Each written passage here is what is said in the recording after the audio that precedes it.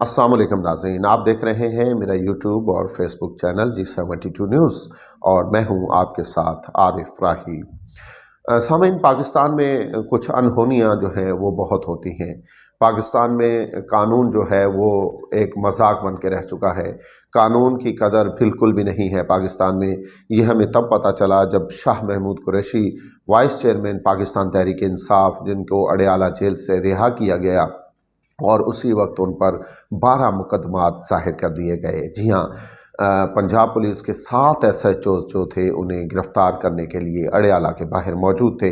और फिर जिस तरीके से शाह महमूद कुरैशी साहब को गिरफ़्तार किया गया वो यकीनन काबिल मज़म्मत अमल था, और उन्हें बाद में अदालत में पेश करके उनका रिमांड भी हासिल किया गया। लेकिन सबसे जो अहम बात और जो काबिल मज़म्मत बात यह है कि इस तरह से एक बड़ी शख्सियत को गिरफ़्तार करना और उसे घसीटना और ये शो कराना कि हम बहुत बड़े खान बहादुर हैं, तो ये बड़ा सवालिया निशान है, क्योंकि इस मुल्क में दहशतगर्दों के साथ भी शायद ऐसा रवैया इख्तियार नहीं किया जाता जिस तरह से एक पॉलिटिकल शख्सियत के साथ किया जा रहा है।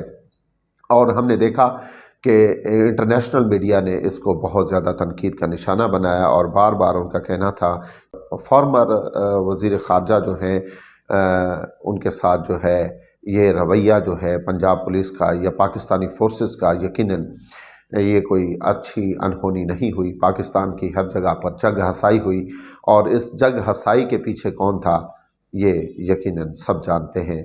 ये वही था जो अपने आप को छुपाने की कोशिश कर रहा है, लेकिन शायद छुप नहीं रहा।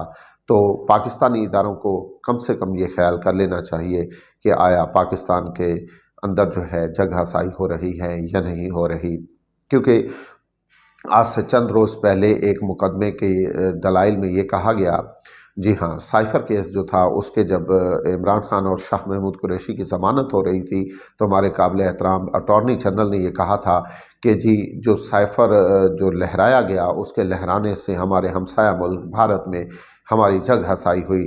तो क्या अभी इस तरह से गिरफ़्तारियाँ कर कर अपने मुल्क की जग हसाई नहीं हो रही? ये भी हमारे जो इदारे हैं उनको सोचना चाहिए।